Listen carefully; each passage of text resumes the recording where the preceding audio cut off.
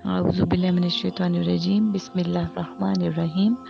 हम सूरह मोमिनून तक पहुँचे थे कि इतनी खूबसूरत बुक में इतनी खूबसूरत सूरा, और इस सूरे में कितने खूबसूरत पैगामात हैं जो हमारा रब हमसे बात करके हम तक पहुँचाना चाह रहा है। उसमें हम देख रहे थे नमाज की अहमियत को, फिर उसी में ही हमारे लिए मुता, ये भी निकाह है, उसकी डिटेल है।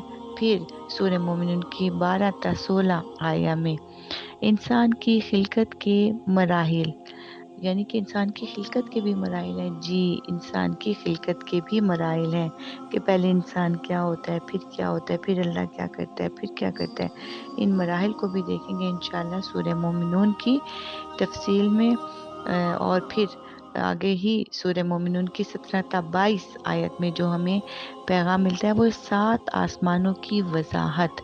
हमने सुना है बचपन से अच्छा 7वां आसमान है, लेकिन उनकी वजाहत क्या है उसको भी हम देखेंगे सूरह मोमिनून में। और फिर साथ साथ में आयत का हवाला इसलिए दे रही हूँ कि न्यू जनरेशन जो उठाना चाहिए उठाए, खोले, देखे। अच्छा सूरह मोमिनून है, अच्छा मैं 17 ta 22 आयत देखता हूँ या देखती हूँ कि अच्छा इसमें क्या है। ज़मीन के बारे में बातचीत की गई है, पानी के बारे में बातचीत की गई है कि ज़मीन देखें खुदा ने गहवारा इसे तशबीह दी है। गहवारा होता है जिसमें इंसान को सुकून मिलता है।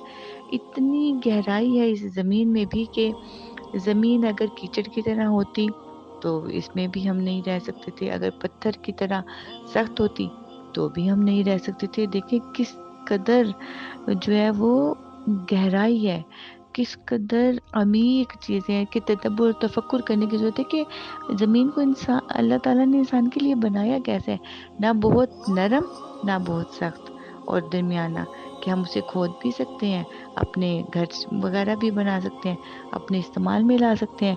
इसी तरह अगर हम पानी को भी देखेंगे तो पानी की क्या अफादियत है। फिर हवा में ये बादल जो फिर रहे होते हैं, हवा इनको उठा के फिर रही होती है, जिसमें मन नहीं टनों टन के हिसाब से पानी होता है, और हवा उसे लेके अपने दोष पे इधर उधर फिर रही होती है।